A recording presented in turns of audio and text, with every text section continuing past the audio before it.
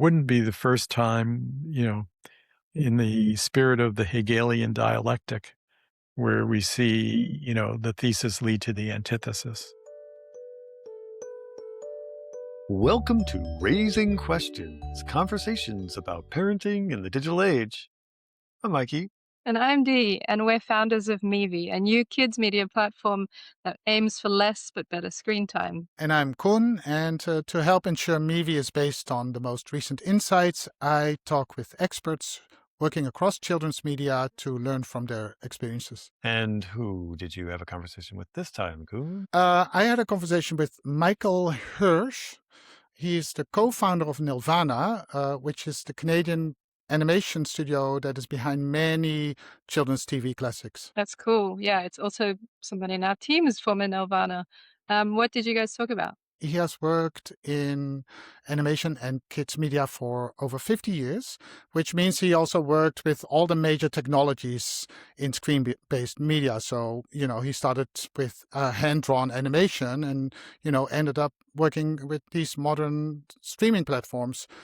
So I thought he's in a great position to reflect on technological changes and how they've been affecting kids media, and also to reflect on the current innovations and whether they are moving into the right direction. So that's what we talked about. Awesome. Cool. Let's have a listen. In your memoir, Animation Nation, you tell the story of yourself and also of the Canadian animation industry over the last 50 years or so. And what struck me is that is the extent to which the industry has been shaped by technological innovations, and that you seem to have embraced these changes. So I wanted to start by asking you, what technological innovations have had the biggest impact on your work in the kids media space? That's interesting. So, I would say that the first wave of innovation that really mattered and influenced my work and, everybody's work was the digitization of the animation industry. Because when I began, everything was done by hand. The next wave was the development of CGI animations. And then finally, the distribution of the shows became digital. So there was a time when we made shows when we actually had to fly the shows to New York or to LA so they could air. And, we'd work to the last minute and put somebody on a plane and get them there. And now everything is digitally distributed, and the platforms are digital platforms, and they're streaming, and you don't have to watch at a specific appointment hour for the viewing. It's available to you all the time. It's available in multiple languages. It's really a terrific medium for the audience because they have tremendous flexibility in how they use programs. One of the other technological changes that really affected viewing and content that is being made is the fact that, when I started my career, there was typically one TV in the house, and people would have to decide what they're going to watch. So there might be the limited kids viewing on Saturday mornings. There might be limited kids viewing of cartoons in the afternoon when they came home from school, but it was very fixed time periods. Then when cable started to offer these niche children's channels, they could have 24 hours a day of television, right, on their favorite channels. Then people started to have multiple screens in the home. So a lot of kids, starting from their high chair as a baby, are sitting there with an iPhone or an iPad in front of them watching Miss Rachel or watching Yo Gabba Gabba or watching whatever, the parents choose for them. But they are being trained as consumers from really early childhood, way prior to when people would have generally had them watch the TV set.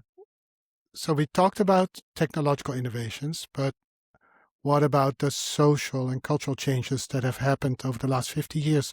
Do you see those reflected in the types of content? Yes. So it's interesting. We've seen In the 80s, we saw the rebirth of programming aimed at the total audience, what they call the four quadrant audience, adults as well as kids. So you get shows like Simpsons that plays to the whole audience and is viewable by the whole family. You get Family Guy, and you get quite a few of these shows. Cable channels like, say, Nickelodeon or Cartoon Network, they needed to evolve a look and a feel that was different.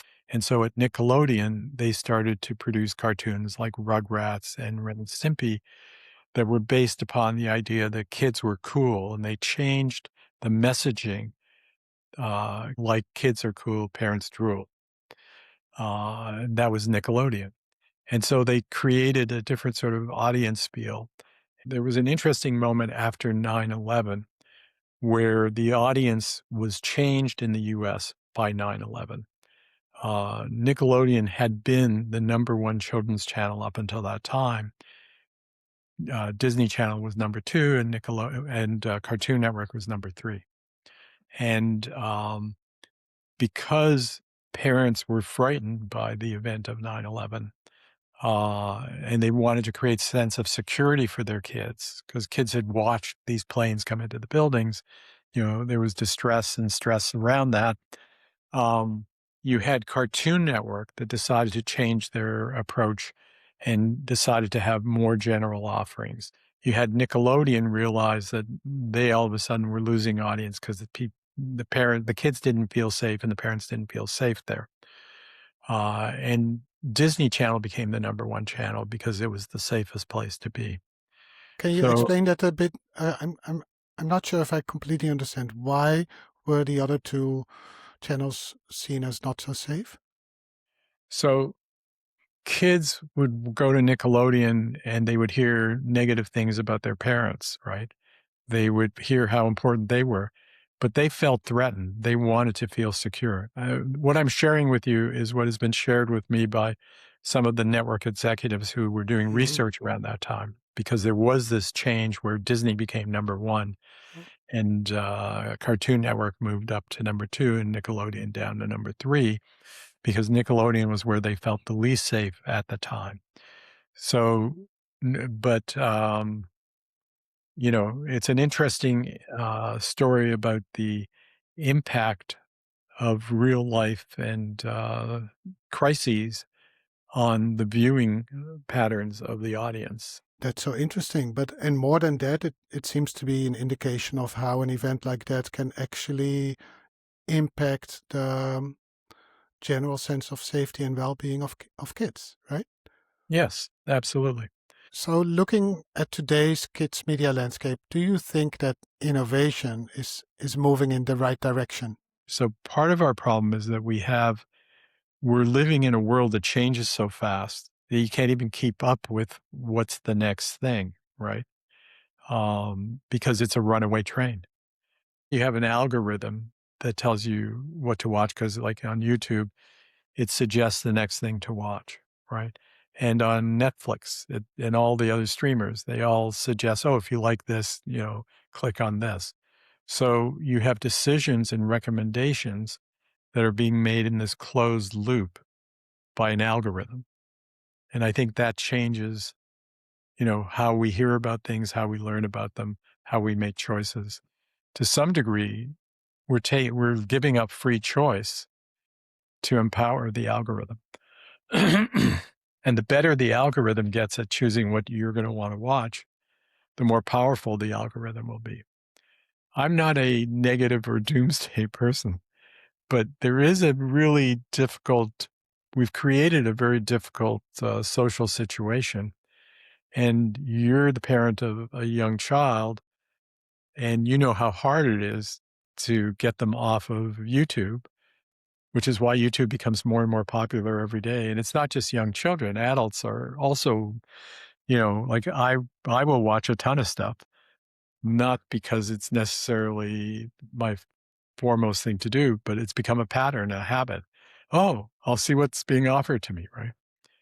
Fortunately, I'll have the willpower to leave it. But if you're a kid, you could do it for hours. Well, as somebody who's believed in, what's the word for it?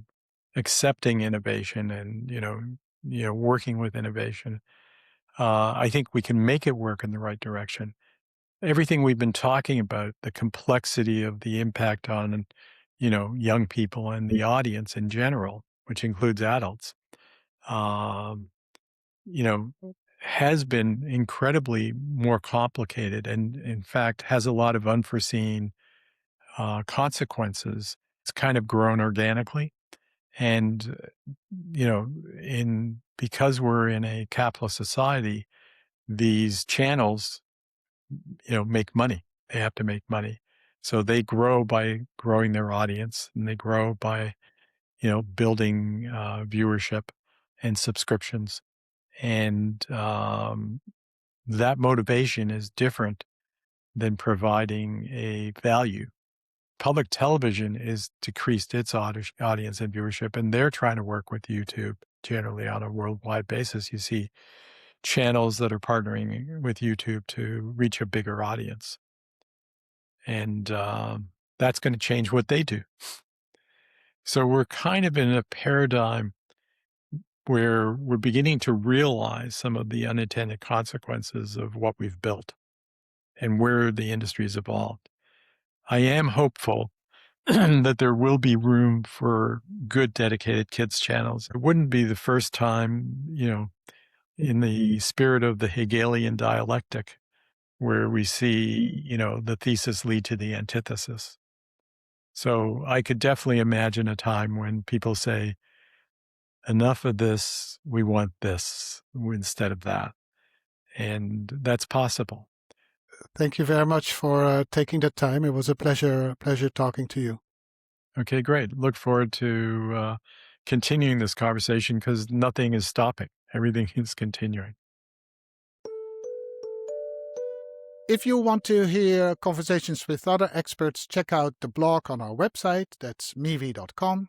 And on our website, you can also find out more information about Mevi. We're a new media platform for young kids with curated content and a design that helps your kids smoothly transition off screen. If you want to try out the app, just download it on your phone or tablet. If you have any feedback, we're always happy to hear it, so feel free to reach out. And thank you. Have a nice day.